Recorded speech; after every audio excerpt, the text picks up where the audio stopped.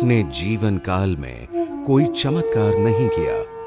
अंधश्रद्धा, तृष्णा, अहंकार, राग, लोभ, द्वेष से मुक्त होने के लिए 4 आर्य सत्य, त्रिशरण, पंचशील, अष्टांगिक मार्ग व 10 पारमिता का मार्ग दिखाया। ईश्वर की जगह नैतिकता को स्थापित किया। सबके मंगल के लिए धम्म स्थापित किया। वे दुनिया बनाने वाले तथाकथित ईश्वर नहीं थे, मगर ईश्वर से भी अच्छे प्रभावशाली इंसान थे। आज विश्व में भारत का जो भी सम्मान व आदर होता है, उसका श्रेय तथागत गौतम बुद्ध को जाता है। इस महाकारुणिक सम्यक संबुद्ध में ऐसी क्या बात थी जिसके कारण आज भी हम उन्हें नमन करते हैं।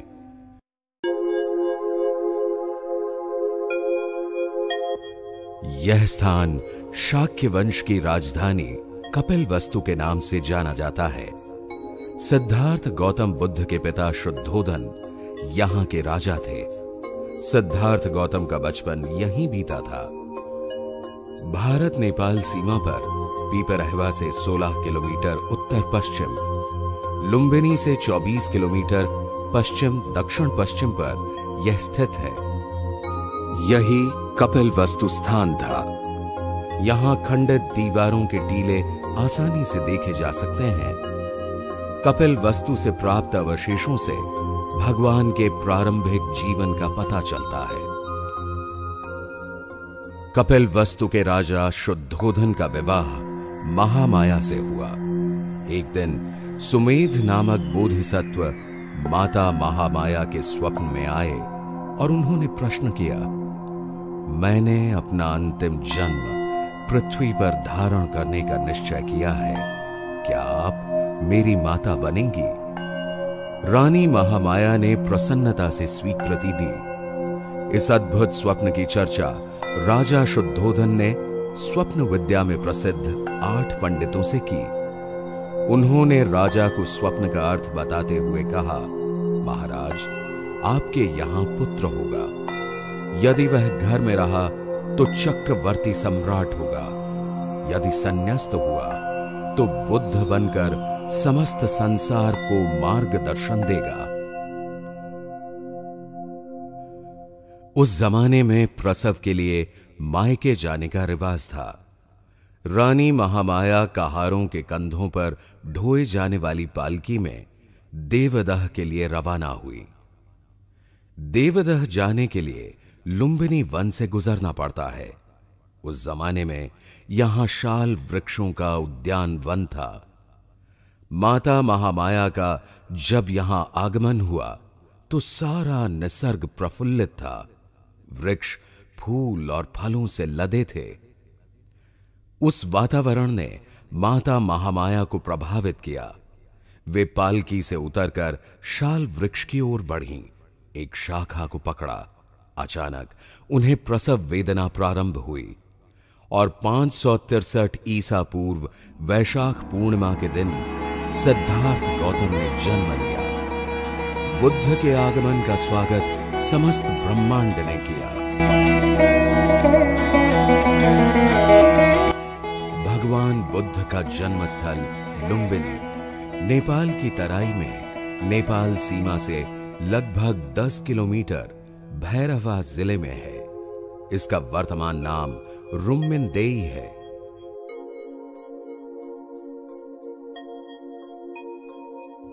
तथागत बुद्ध की याद में सम्राट अशोक ने इस अशोक स्तंभ का निर्माण किया। इसमें लगा पत्थर चुनार का है।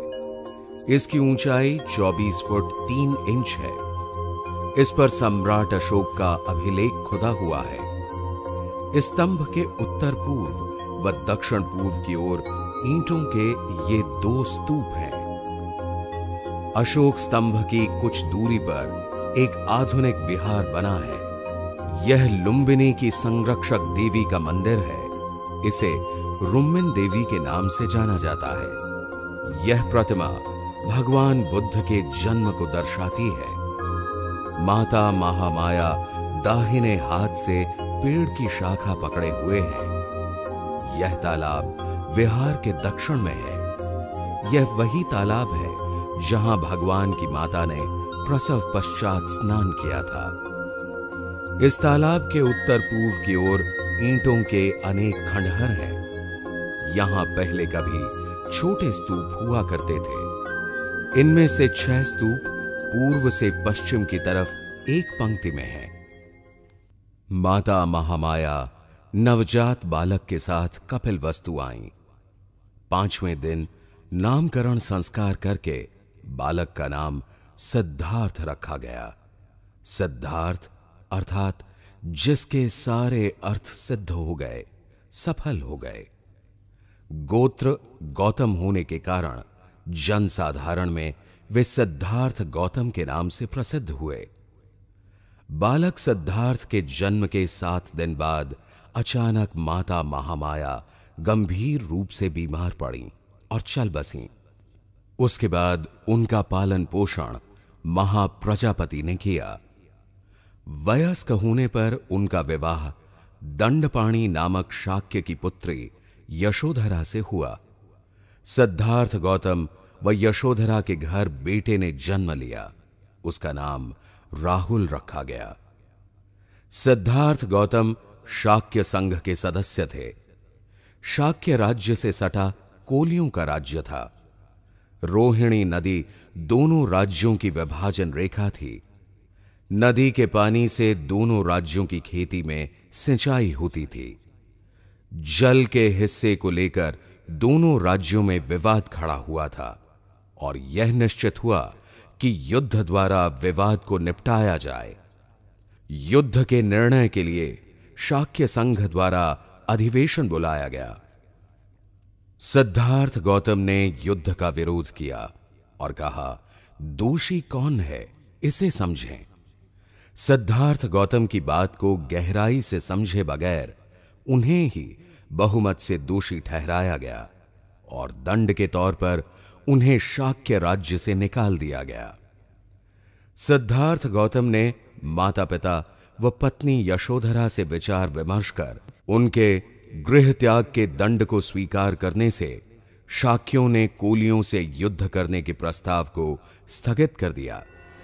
यही सिद्धार्थ गौतम का महाभिनिष्क्रिमण था। संन्यास्त होने के बाद आचार्य आलार कलाम व उद्दक रामपुत्र द्वारा शिक्षा प्राप्त करने के बावजूद सिद्धार्थ गौतम का आवागमन से छुटकारा नहीं हुआ था।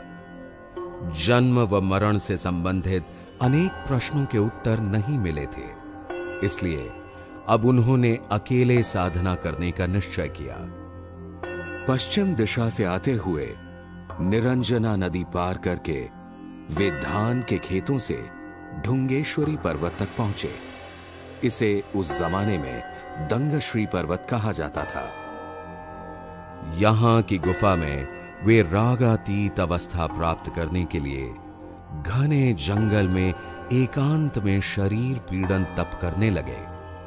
उनके 5 अन्य साथी वहीं पर अलग साधना करते थे।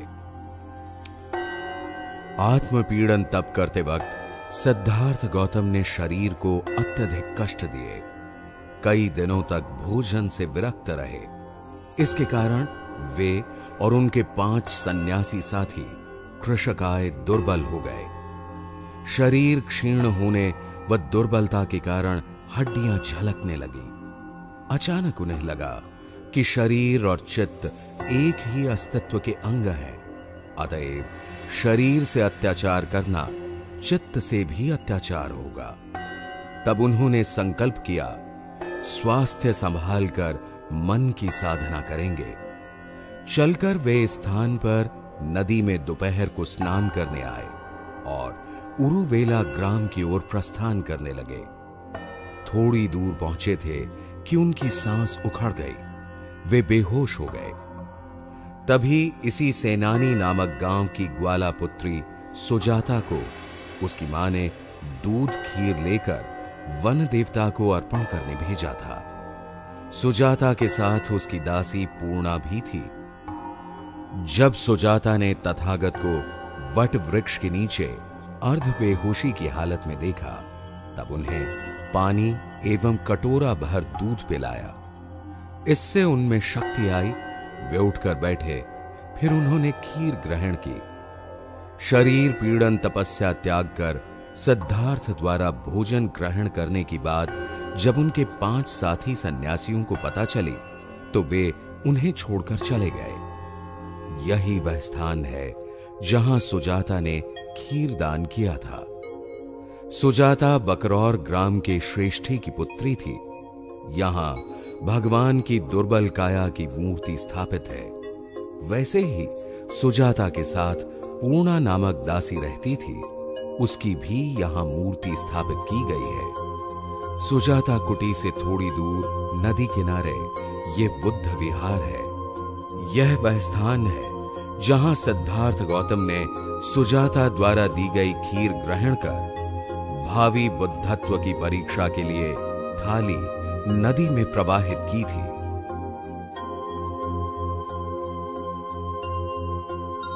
तथागत बुद्ध को बोधिसत्व अवस्था में अन्नदान करने वाली सुजाता बौद्ध इतिहास का अभिन्न अंग बन गई। बाद में सुजाता व उसके पुत्र यश ने बुद्ध संघ में प्रवज्ञा ग्रहण की। सुजाता की याद में इसी स्थान पर एक स्तूप बनवाया गया। यहीं पर कभी सुजाता का महल हुआ करता था। चीनी बौद्ध यात्रियों ने इस स्थान का उल्लेख गंधवस्ती स्तूप के नाम से किया है। यहां पर उत्खनन के दरमियान धातु के टुकड़े मिले हैं। उस पर देवपाल राजस्य सुजाता गृह लिखा है।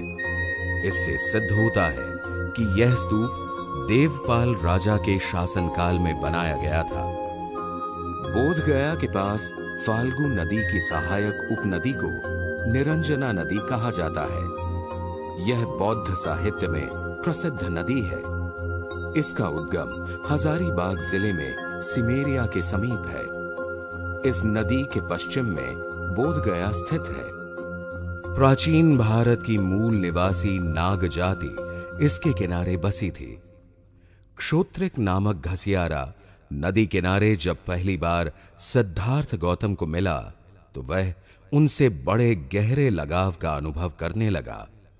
इतना प्रसन्न व्यक्तित्व उसने पहले देखा नहीं था। अपनी प्रसन्नता जाहिर करने के लिए उसने सिद्धार्थ को उपहार देने की इच्छा की। सिद्धार्थ गौतम ने काटे हुए कुश घास के ढेर की ओर संकेत किया और कहा, यह घास नरम है और अगर तुम मुझे दोगे तो मैं ध्यान के लिए आसन बनाऊंगा। सिद्धार्थ ने दोनों हाथ पसार कर क्षोत्रिक का उपहार इसी स्थल पर ग्रहण किया था। तथागत व क्षोत्रिक की याद में यह कुशा घास विहार निर्मित किया गया है। निरंजना नदी पार करने के बाद बकरौर ग्राम के पास छोटे चबूतरे पर यह स्थान है। इस स्थान से सिद्धार्थ गौतम ने ध्यान साधना के लिए उरुवेला की ओर प्रस्थान किया। सिद्धार्थ गौतम की बुद्धत्व प्राप्ति के बाद क्षोत्रिक घसियारा संघ में सम्मिलित हो गया। यहां आकर वे पीपल अर्थात बोधि वृक्ष के नीचे पद्मासन लगाकर बैठ गए। तब तक संध्या हो चुकी थी। पहले शरीर और चित्त के ध्यान के प्रयोग करने के कारण सिद्धार्थ गौतम का चित्त, शरीर व श्वसन एकाकार हो गए। सजगता के दीर्घ अभ्यास के कारण चित्त सूक्ष्म व केंद्रीभूत हो गया था। गहन समाधि अवस्था का अनुभव उन्हें पहले से था। अब वे परम समाधि की गहराई में उतरे। उन्होंने देखा कि जिसका निर्माण होता है वह नष्ट होता है। कैसे प्राणी जन्म व मृत्यु की श्रृंखला से गुजरता है। जीवन कैसे सागर की लहरों जैसा है। लहरें उठती हैं, गिरती हैं, मगर सागर का न जन्म होता है न मृत्यु होती है। सिद्धार्थ गौतम ने जन्म मरण के पार की अनुभूति का साक्षात्कार किया। ठीक इसी क्षण आकाश में घनघोर गर्जन हुआ। सिद्धार्थ गौतम ने अपनी चेतना के सहारे जाना, प्राणी कष्ट क्यों पाते हैं, अज्ञान का कारण क्या है, लोभ, तृष्णा, अहंकार से क्या हानि होती है, दुख का निवारण कैसे करें, इसके रहस्य को जाना। बाद में तथागत ने इसे 4 आर्य सत्य कहा। तत्पश्चात ध्यान की गहन अवस्था में सिद्धार्थ गौतम को लगा कि जन्म जन्मांतर की त्रासदी से मुक्ति लाभ होकर आनंद की वर्षा हो रही है। उनकी दुनिया बदल गई। वे सिद्धार्थ गौतम से सम्यक संबुद्ध हुए। असीम करुणा का उदय हुआ। सम्यक संबुद्ध होने के बाद प्रतिदिन बुद्ध निरंजना नदी में स्नान करते, नदी किनारे इस स्थान पर चलित ध्यान साधना करते। बुद्ध होने के पहले का उनका जीवन अब बदल चुका था। उन्होंने सद्धम्म मार्ग खोज लिया था। बोधि प्राप्त करने के बाद पहला सप्ताह इसी बोधि वृक्ष के नीचे भगवान ने बिताया। यह बोधि वृक्ष महाविहार के पश्चिम में है। इसकी एक शाखा श्रीलंका के अनुराधापुर में है। बोधि वृक्ष व महाविहार के मध्य यह वज्रासन है। यह लाल प्रस्तर का बना हुआ 7 फुट 6 इंच लंबा व 4 फुट 3 इंच चौड़ा है। यह तथागत का साधना स्थल है। वज्रासन के संबंध में चीनी यात्री युआन चुआंग ने लिखा है कि यह स्थान विश्व के मध्य भाग में स्थित है। बुद्धत्व प्राप्ति के बाद दूसरा सप्ताह भगवान ने यहां साधना रत व्यतीत किया। इस स्थान पर अनिमेष लोचन स्तूप बनाया गया है। वे अब इतनी आनंदमय अवस्था में थे कि वे बोधि वृक्ष को अपलक निहारते रहे। भगवान ने तीसरा सप्ताह चंक्रमण करते हुए व्यतीत किया। यह चंक्रमण स्थल का चबूतरा 53 फुट लंबा, 3 फुट 6 इंच चौड़ा एवं 3 फुट ऊंचा है। भगवान के चरणों के निशान प्रदर्शित करने के लिए कमल के फूल बनाए गए हैं। चौथा सप्ताह भगवान ने इस जगह बिताया। इसे रत्नगृह के नाम से जाना जाता है। यहां ध्यान मग्न अवस्था में भगवान की एक प्रतिमा है। पांचवां सप्ताह यहां अजपाल निग्रोध वृक्ष के नीचे भगवान ने बिताया। यहां एक सप्ताह भगवान बोधि प्राप्ति के बाद ध्यान अवस्था में रहे।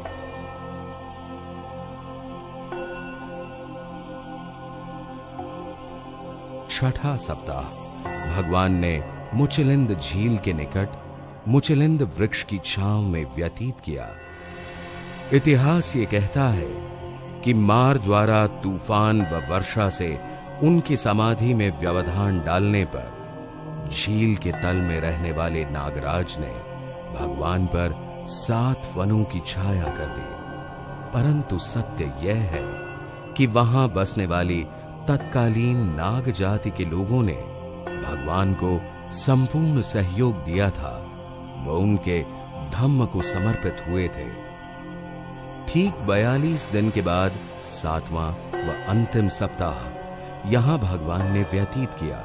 इसे राजायतन वृक्ष कहते हैं। आप जिस वृक्ष को देख रहे हैं, यह वृक्ष 60 वर्ष पूर्व बर्मा से लाया गया था।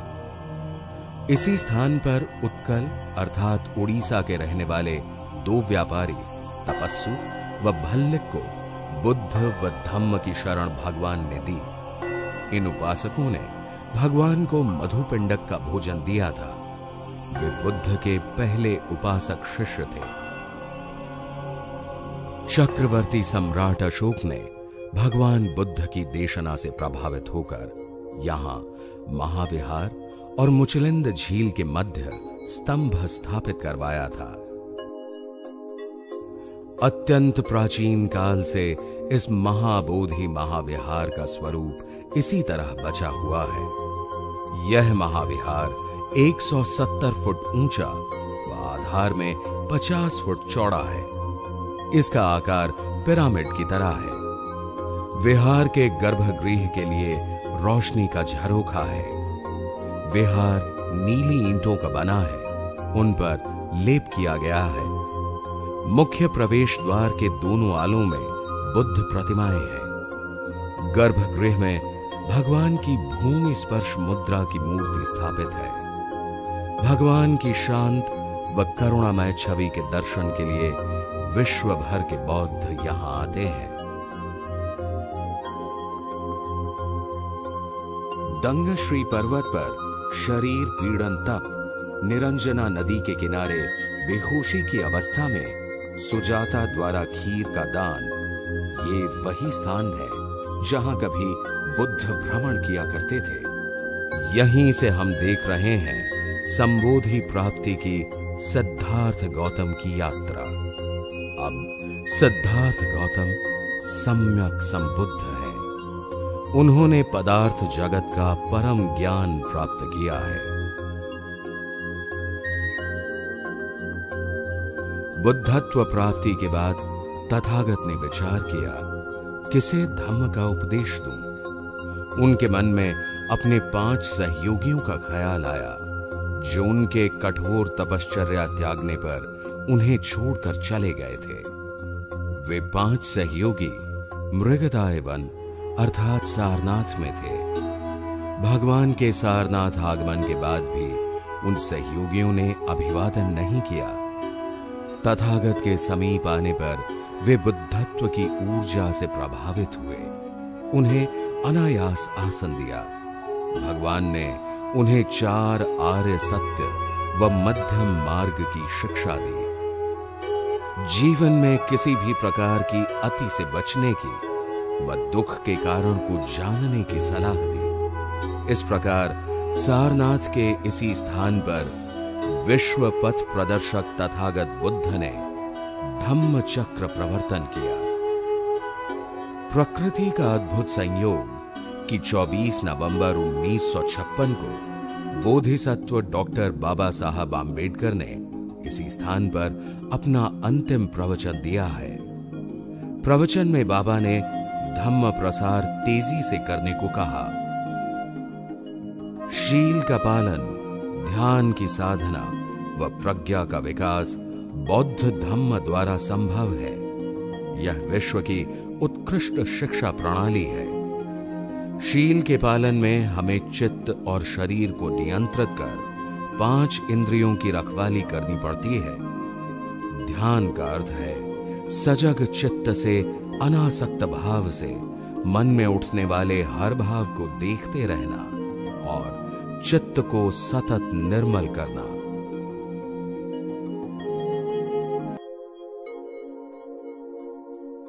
मूलगंध कुटी प्रायः भगवान बुद्ध के निवास स्थान को बोला जाता है।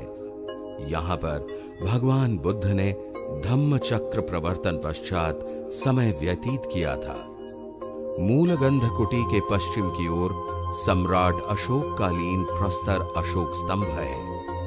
ये किसी समय लगभग 15.25 मीटर ऊंचा और सिंह शीर अर्थात सिरे पर सिंह प्रतिमा वाला था। स्तंभ पर 3 अभिलेख खुदे हैं। इसके अलावा कलात्मक सिंह शीर्ष, बोधिसत्व प्रतिमा व धम्म चक्र प्रवर्तन वाली मुद्रा भी यहां है। तथागत बुद्ध को प्रकृति से गहरा लगाव था। बुद्ध काल में पशु पक्षी निर्भय होकर विचरण करते थे।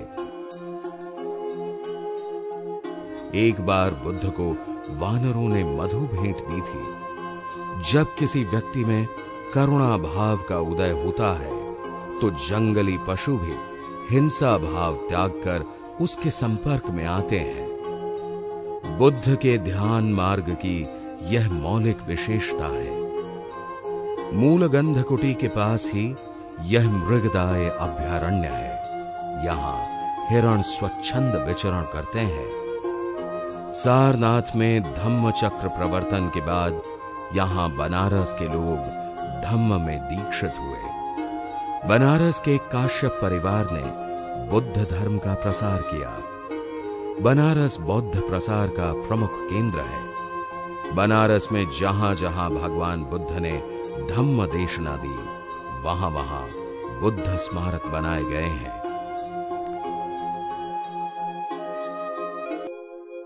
पटना से लगभग 100 किलोमीटर दक्षिण पूर्व में यह बौद्ध तीर्थ स्थल है। इसे राजगीर के नाम से जाना जाता है। प्राचीन काल में यह भारत के प्रसिद्ध 16 जनपदों में से एक था। तब इसे राजगृह के नाम से पहचाना जाता था। यहां पारंपरिक रूप से मुख्य पहाड़ियां 5 हैं। यहां मगध वंश का शासन था। राजा बिंबिसार यहां के शक्तिशाली बौद्ध राजा थे। भगवान बुद्ध ने अनेक बार यहां महत्वपूर्ण प्रवचन दिए। सारिपुत्र व मोग्गलायन इसी क्षेत्र के रहने वाले थे। राज परिवार चिकित्सक जीवक ने आम्रवन बुद्ध को भेंट किया था। भगवान के चचेरे भाई देवदत्त के भगवान पर घातक हमलों का स्थान भी यही है। यहीं पर प्रथम बौद्ध संगीति हुई थी। देवदत्त के बहकाने पर राजा बिंबिसार के पुत्र अजातशत्रु ने उन्हें बंदी बना दिया। यह वह स्थान है जहां राजा बिंबिसार को कारागृह में रखा गया था। राजा बिंबिसार को भगवान बुद्ध चाहते थे। वे उनके बचपन के मित्र थे। राजा बिंबिसार ने ही वेणुवन का निर्माण भगवान के विहार के लिए किया। एक नाई द्वारा अजातशत्रु ने पिता बिंबिसार को मरवाया। राजा बिंबिसार ने प्रसन्नतापूर्वक मृत्यु का स्वीकार किया। उसके बाद अजातशत्रु को भी उसके पुत्र उदय ने मारा। तत्पश्चात उदय के पुत्र महामुंड ने उदय को मारा। पितृहत्या का पाप इसी जन्म में सबने भोगा। लिच्छवियों ने जब भगवान को प्रवचन के लिए आमंत्रित किया तो भगवान को कष्ट न हो, इसलिए राजगृह से गंगा तट की सड़क का निर्माण राजा बिंबिसार ने किया। अब इस पथ को बिंबिसार मार्ग के नाम से जाना जाता है। तथागत के चचेरे भाई देवदत्त में भिक्षु बनते वक्त सिद्धार्थ गौतम जैसी प्रतिष्ठा पाने की लालसा थी। अपनी महत्वाकांक्षा में असफल होने पर उसके हृदय में घृणा व तिरस्कार ने जन्म लिया। देवदत्त ने गृध्रकूट पर्वत की ढलान से इसी पत्थर को तथागत पर लुढ़काया था, मगर तथागत के पांव की अंगुली को मामूली चोट पहुंचाकर यह पत्थर लुढ़क गया। बुद्धकालीन मगध के राजगृह के समीप नालक ग्राम है। यह सारिपुत्र का गांव है। यहीं पर सारिपुत्र ने जन्म लिया और उनका महानिर्वाण भी यहीं हुआ। अपने कायिक, वाचिक, मानसिक कर्म से परिशुद्ध सारिपुत्र भगवान बुद्ध के प्रमुख शिष्य थे। महाप्रज्ञा में अधिष्ठित सारिपुत्र ने भगवान बुद्ध के धम्म का प्रचार किया। तथागत बुद्ध के जीवन काल में ही सारिपुत्र का कार्तिक पूर्णिमा को परिनिर्वाण हुआ। यही वह स्थल है जो अब हमें सारिपुत्र की याद दिलाता है। राजगीर के स्थान को नया राजगृह कहते हैं। चीनी यात्री फाहियान के अनुसार राजा अजातशत्रु ने इसका निर्माण कराया था। वर्तमान में इसके भग्नावशेष देखने को मिलते हैं। सरस्वती नदी के पार पश्चिम में यह एक ऊंचा टीला है। सम्राट अशोक ने यहां स्मारक बनवाया था। पश्चिमी भाग की 3 मीटर तक खुदाई करने पर यहां मौर्य शैली की ईंटें व लघु स्तूप मिले हैं। राजगीर के वैभार पहाड़ी की तलहटी में गर्म जल का यह तालाब है। इसे करंड ताल कहते हैं। राजा बिंबिसार ने इस स्थल को भगवान बुद्ध को भेंट किया था। इसे वेणुवन विहार कहते हैं। यहां खुदाई में एक कक्ष की नींव व 9 स्तूपों के आधार प्राप्त हुए थे। यहां बुद्ध काल में छोटा उद्यान था। वैभार पहाड़ी की पूर्वी ढलान पर यह स्थान स्थित है। इसे पीपल गुहा कहते हैं। यहां भगवान बुद्ध के प्रमुख शिष्य महाकाश्यप निवास करते थे। वे प्रथम संगीति के अध्यक्ष थे।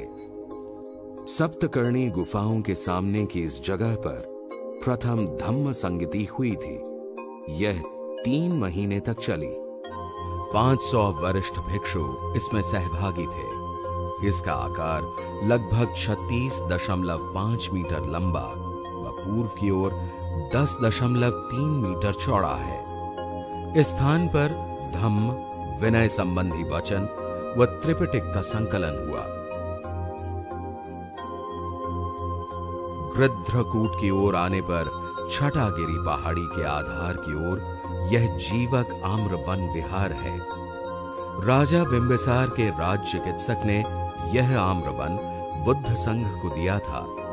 यहीं पर एक विहार का निर्माण हुआ था। अब यहां उपकक्षों की नींवें और 4 दीवारी दिखाई देती है।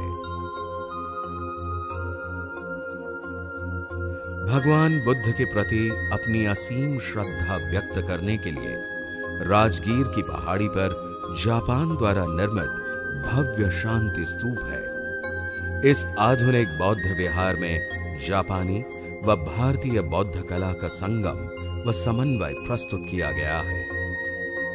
विहार का प्रवेश द्वार प्राचीन राजगीर के बौद्ध वैभव व शिल्प कला की याद दिलाता है। वैभार पहाड़ी के दक्षिणी कोने पर स्थित इन गुफाओं को सोन भंडार गुफाएं कहा जाता है। कहा जाता है यहां पर मगध राज्य का स्वर्ण तथा राजकोष कड़ी सुरक्षा में रखा जाता था।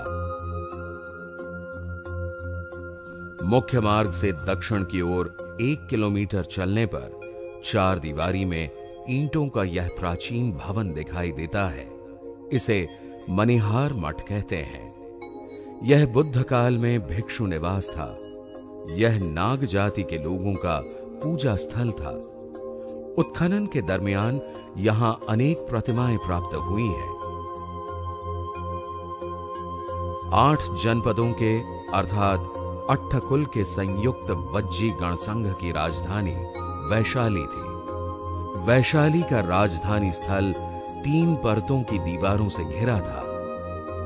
लिच्छवी राज्यकाल में सहिष्णुता व भाईचारे के कारण बौद्ध धर्म का काफी प्रसार हुआ। वैशाली को विश्व की प्रथम गणराज्य की राजधानी होने का गौरव प्राप्त है। वैशाली भगवान बुद्ध की प्रिय नगरी थी।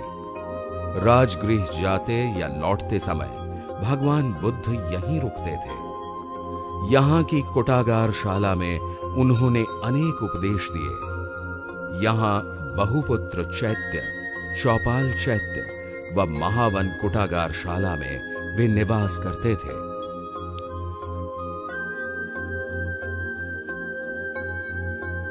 वैशाली में अकाल के दौरान रतन सुत्त का पाठ कर अकाल स्थिति में तथागत ने सुधार लाया था। यहीं पर बौद्ध भिक्षुणी संघ की स्थापना हुई थी। वैशाली के 8 फुट ऊंचे व लगभग 1.5 किलोमीटर क्षेत्र में फैले टीले को राजा विशाल का गढ़ कहते हैं। यहां वज्जी गणराज्य का सभागार था, जहां 770 प्रतिनिधि एकत्र होकर राज्य प्रशासन पर विचार करते थे। टीले के लगभग 3.5 किलोमीटर उत्तर पश्चिम में यह अशोक स्तंभ स्थित है। इसके शीर्ष पर सिंह की प्रतिमा विराजमान है। अशोक स्तंभ के दक्षिण की ओर प्राचीन तालाब है। इसे आजकल रामकुंड के नाम से जाना जाता है। इसके किनारे सम्राट अशोक ने स्तंभ व स्तूप बनवाए थे। राजा विशालगढ़ के टीले से 2.5 किलोमीटर पर यह स्तूप है। इसका व्यास 25 फुट था। इसे लिच्छवी स्तूप कहते हैं। भदंत सब्बकामी की अध्यक्षता में वैशाली के स्थान पर द्वितीय बौद्ध संगीति हुई थी। इस संगीति में 700 बौद्ध भिक्षुओं ने भाग लिया था। कंठस्थ बौद्ध ग्रंथों की शुद्धता तथा सुरक्षा के लिए दूसरी संगीति के 125 वर्ष बाद तीसरी संगीति सम्राट अशोक के समय पटना में हुई थी। वैशाली की प्रसिद्ध नर्तकी आम्रपाली के निवास का यह प्राचीन स्थल है। आम्रपाली ने भगवान व भिक्षु संघ को 45वें वर्षावास के दरमियान भोजन दान के लिए आमंत्रित किया था। आम्रपाली धम्म की शरण में आई और उसने यही आम्रवन संघ को दान में दिया। वैशाली में ही भगवान बुद्ध ने घोषणा की थी कि वे ठीक 3 महीने बाद महानिर्वाण प्राप्त करेंगे। बुद्ध पहले धर्म संस्थापक हैं जिन्होंने महिलाओं के संघ प्रवेश को स्वीकार किया और कहा कि पुरुष की तरह वे भी विनय में प्रवज्जित होकर अरहत पद को प्राप्त कर सकती हैं। अरहत पद पर सिर्फ पुरुषों का ही नहीं अपितु स्त्रियों का भी अधिकार है।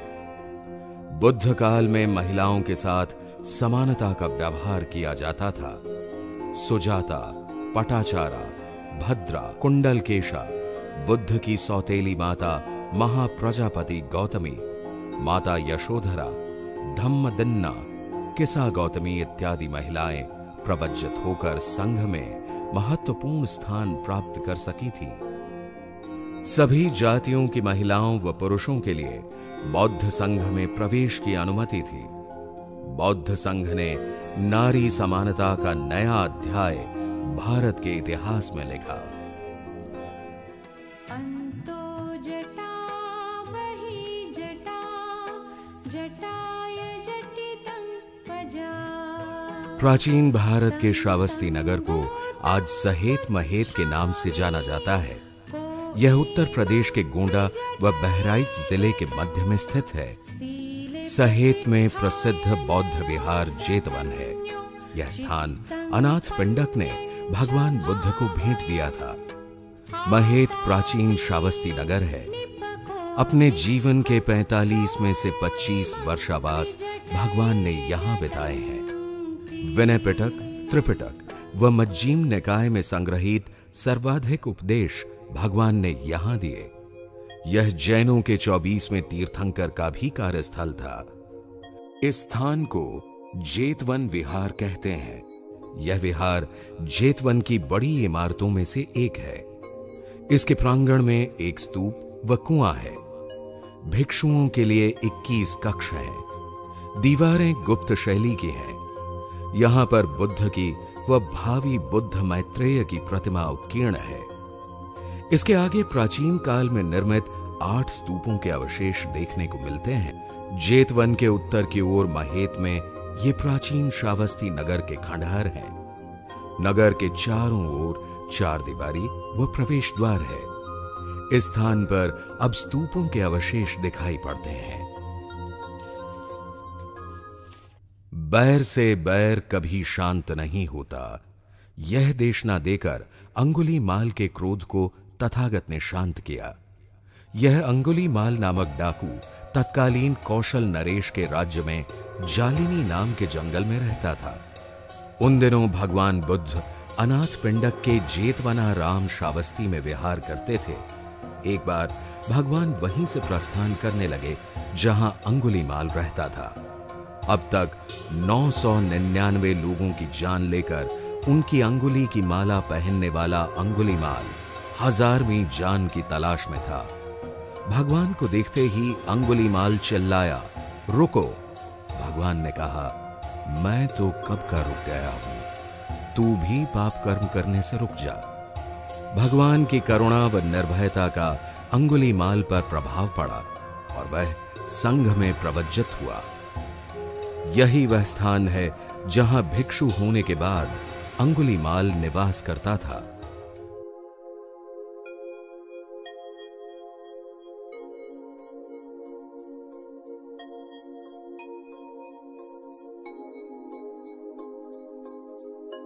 उत्तर प्रदेश के फर्रुखाबाद जिले का ये छोटा गांव संकिस्सा गांव के नाम से जाना जाता है।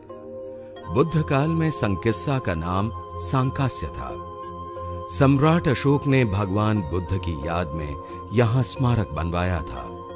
चीनी यात्री फाहियान ने यहां अनेक स्तूप व विहार देखे थे। यहां उच्च कोटि की शिल्प कला से निर्मित एक विहार था। 7वीं शताब्दी तक यह स्थान बौद्ध धम्म प्रसार के दृष्टिकोण से महत्वपूर्ण था। यहां से प्राप्त मूर्तियां, सीलें, मणिका व सिक्के लखनऊ व कलकत्ता के राज्य संग्रहालयों में सुरक्षित हैं।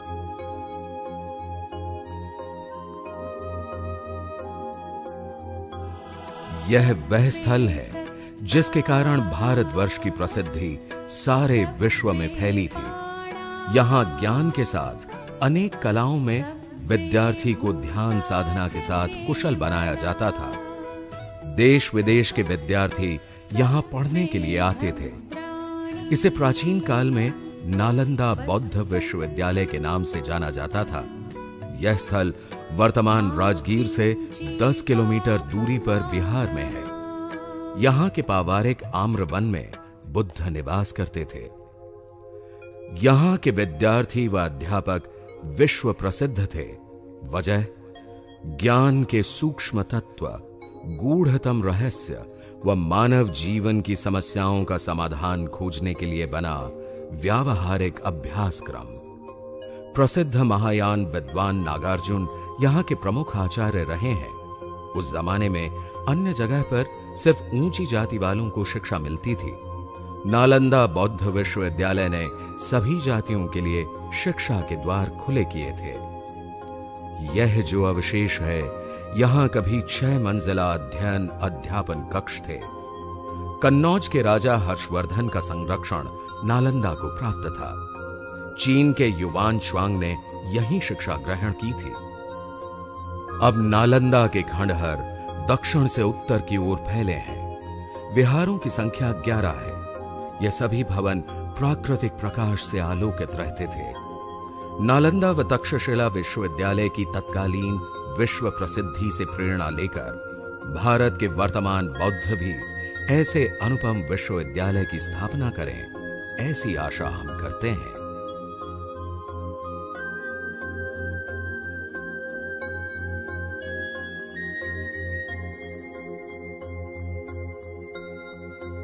भगवान के जीवन काल में कौशांबी भारतवर्ष के महत्वपूर्ण नगरों में से एक था। यह वत्स राज्य की राजधानी थी। यमुना नदी के तट पर होने के कारण इसका व्यापारिक महत्व था। कौशांबी में भगवान बुद्ध का अनेक बार आगमन हुआ। यहां कुक्कुटाराम, पावारिकाराम आदि प्रसिद्ध विहार थे। यहां सम्राट अशोक ने अपने लेखों को उत्कीर्ण करवाया था। प्राचीन काल में इसका घेरा 6 किलोमीटर था। यहां के उत्खनन में अब तक महत्वपूर्ण मूर्तियां, कलाकृतियां, स्तंभ, सिक्के प्राप्त हुए हैं, जो इलाहाबाद म्यूजियम में संग्रहीत हैं।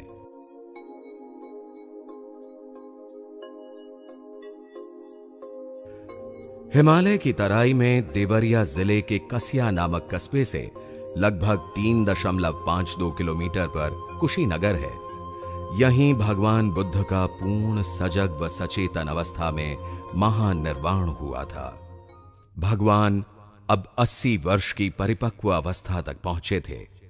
उस अवस्था में भी वे भिक्षाटन व धम्म प्रसार के लिए जाते थे। वैशाली के चापाल चैत्य में अपने महापरिनिर्वाण की भविष्यवाणी भगवान ने की थी। अब 3 महीने पश्चात हिरण्यवती नदी के दूसरे तट पर कुशीनगर के मल्लों के शालवन में तथागत ने निर्वाण अर्थात देह त्याग की इच्छा जाहिर की और आनंद को आवश्यक प्रबंध के निर्देश दिए। कुशीनगर आगमन के बाद 2 शाल वृक्षों के नीचे मंचक पर वे सिंह शैया में दाहिने करवट लेट गए।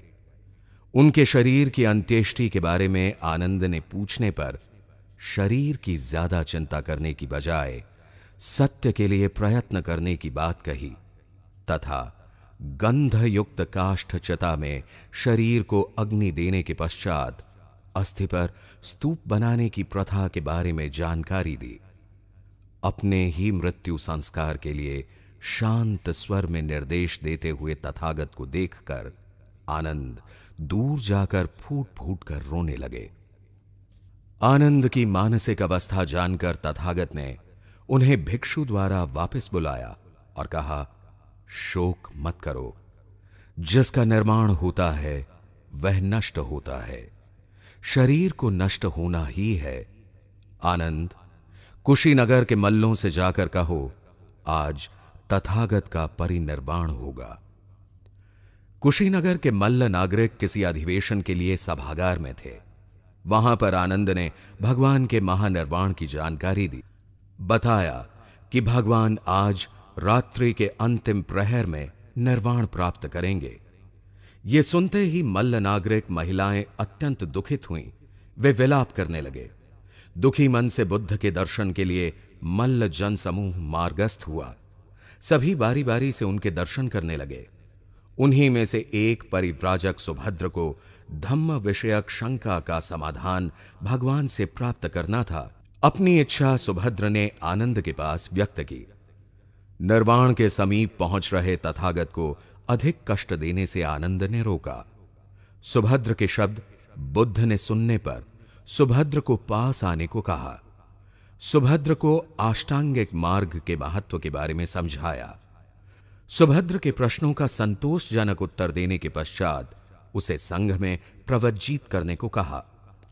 तत्पश्चात भिक्षु संघ को 3 बार भगवान ने धम्म मार्ग की कोई शंका हो तो पूछने को कहा। भिक्षुओं के मौन रहने पर सभी संस्कार अनित्य हैं, अप्रमाद के साथ जीवन व्यतीत करो, ये अंतिम वाक्य कहे। अब सम्यक संबुद्ध ने अपनी आंखें मूंद ली। प्रथम, द्वितीय, तृतीय व चतुर्थ ध्यान की अवस्था तक पहुंचे। आकाश नंत्यायन, विज्ञान नंत्यायन, अकिंच न्यायतन, नैव संज्ञाना संज्ञायन अवस्था को प्राप्त किया। अंत में संज्ञा वेदेत निरोध को प्राप्त करने के बाद वैशाख पूर्णिमा को तथागत का महानिर्वाण हुआ। भीषण गड़गड़ाहट के साथ पृथ्वी हिले। उपासकों के करुण क्रंदन की ध्वनि तेज होने लगी। मल्ल नागरिकों ने अंत्येष्टि का प्रबंध किया। बुद्ध काया के समक्ष सूत्रों का पाठ होने लगा। 6 दिन व 6 रात तक कुशीनगर व समीप के नागरिक बुद्ध काया के दर्शन करते रहे। 7वें दिन मल्लवंश के प्रमुख पदाधिकारियों ने निर्वाण यात्रा रामाभार के टीले तक निकाली। अंतिम संस्कार के पहले भगवान के शिष्य भंते महाकश्यप 500 भिक्षुओं के साथ पहुंचे। भंते महाकाश्यप ने चिता की 3 बार परिक्रमा की। 500 भंते के साथ बुद्ध को अंतिम बार वंदन किया। चिता की अग्नि शांत होने पर सुगंधित जल का छिड़काव किया गया। काया की अस्थियां व भस्म स्वर्ण कलशों में रखे गए। भगवान के अवशेषों को 8 भागों में विभाजित किया गया। मगध राज्य के राजगृह, लिच्छवी राज्य के वैशाली, शाक्य राज्य के कपिलवस्तु, बुली राज्य के वेठदी और मल्ल राज्य के प्रतिनिधियों ने कुशीनारा व पावा में स्तूप बनाए। ब्रह्मांड के सार्वकालिक सत्य का यथाभूत दर्शन पाकर सम्यक संबुद्ध महाकारुणिक बुद्ध ने भारतीय समाज, धर्म व अध्यात्म पर अपनी अमिट छाप छोड़ी। एक परिशुद्ध वैज्ञानिक आधार का धम्म जगत को दिया। आधुनिक भारत के प्रज्ञा पुरुष डॉक्टर बाबा साहब आम्बेडकर 30 नवंबर 1956 को कुशीनगर पधारे थे। यहां तथागत के परिनिर्वाण स्थल के पास उन्होंने कहा था कि सम्यक संबुद्ध ने कितनी शांत जगह का चुनाव महापरिनिर्वाण के लिए किया है। काश मुझे भी इस जगह देह त्याग का अवसर प्राप्त होता तो कितना अच्छा था। बाबा की इच्छा का सम्मान करते हुए उनके महाराष्ट्र के अनुयायियों ने बाबा के अस्थि कलश पर कुशीनगर के 2 दृश्य चित्रित किए। भगवान के महापरिनिर्वाण के स्मारक के रूप में यह 2.74 मीटर ऊंचा स्तूप बनाया गया है। 1927 में बर्मा सरकार द्वारा इसका पुनरुद्धार किया गया। यह चैत्य भी चबूतरे पर बना है। भगवान की महापरिनिर्वाण की अवस्था में स्थित यह 6.1 मीटर लंबी मूर्ति चुनार के लाल बलुआ पत्थर के एक खंड से निर्मित है। भगवान महानिर्वाण शैया पर दाहिने करवट लेटे हुए हैं। दक्षिण की तरफ लगभग 7वीं शताब्दी में निर्मित छोटे छोटे स्तूप हैं। कुछ मौर्य काल के स्मारक हैं। निर्वाण स्तूप से दक्षिण पश्चिम की तरफ थोड़ी दूर बुद्ध की विशाल प्रतिमा का नाम माथा कुंवर स्मारक है। यह प्रतिमा 3 मीटर ऊंची नीले प्रस्तर खंड से निर्मित है। माथा कुंवर स्मारक से 1.5 किलोमीटर दूरी पर यह टीला है। इसका व्यास 47 मीटर है। यह मुख्य स्तूप से दुगने आकार का है। यहीं भगवान बुद्ध की चंदन की चिता पर अंत्येष्टि हुई थी। इसे रामाभार टीला कहते हैं। 3य शताब्दी ईस्वी पूर्व से लेकर 3य शताब्दी ईस्वी तक के समय में बौद्ध कला और संस्कृति का तेजी से विकास हुआ। अनेक स्तूप और चैत्य बनाए गए। बुद्ध के शारीरिक, उद्देशिक व पारिभौतिक धातुओं पर जो स्मारक बनाए जाते हैं उन्हें स्तूप कहते हैं। बुद्ध के दिखाए हुए मार्ग पर चलकर मैं अपना व प्रजाजनों का मंगल कर सकता हूं। इस सार्वकालिक सत्य को मानकर सम्राट अशोक ने विश्व के सर्वश्रेष्ठ सम्राट होने का गौरव प्राप्त किया। सम्राट अशोक ने बौद्ध विद्वानों की सहायता से भारत व विश्व में धम्म फैलाया। मुख्यतः सारे एशिया में धम्म का प्रकाश फैला। बुद्ध की देशनानुसार राज्य प्रशासन करने पर उनकी प्रगति हुई। यही कारण है कि प्रत्येक बौद्ध स्थल पर जापान, श्रीलंका, बर्मा आदि देशों के विहार दिखाई देते हैं। सम्राट अशोक के निर्माण के बाद बुद्ध धम्म को राजाश्रय नहीं मिला। ब्राह्मणवाद के आक्रमण ने फिर से देश को छुआछूत, जात पात व गैर बराबरी की गर्त में धकेल दिया। वर्णवाद व जातीयवाद ने इंसान को इंसान से जुदा कर दिया। ऐसे में पुनश्च भारतवर्ष में बुद्ध धम्म के पुनरागमन की आवश्यकता थी। इस पावन कार्य को इस सदी के युगंधर प्रज्ञा पुरुष डॉक्टर बाबा साहब आम्बेडकर ने पूरा किया और 14 अक्टूबर 1956 को लाखों अनुयायियों के साथ दीक्षा भूमि नागपुर में बुद्ध धम्म की दीक्षा ग्रहण की। नागपुर नागवंश का निवास स्थल होने के साथ साथ भारत का मध्यवर्ती केंद्र है। बाबा साहब ने कहा कि हिंदू कहकर पैदा होना मेरे बस में नहीं था, मगर हिंदू रहकर मैं मरूंगा नहीं, यह मेरे बस की बात है। सामाजिक परिवर्तन, समानता, बंधुत्व व भाईचारे की पुनर्स्थापना के लिए बाबा ने बुद्ध धम्म की शरण ली। अब दीक्षा भूमि पर लाखों बुद्धानुयायी प्रेरणा प्राप्त करने आते हैं और इस संकल्प के साथ जाते हैं कि हम भारत को बौद्धमय करेंगे।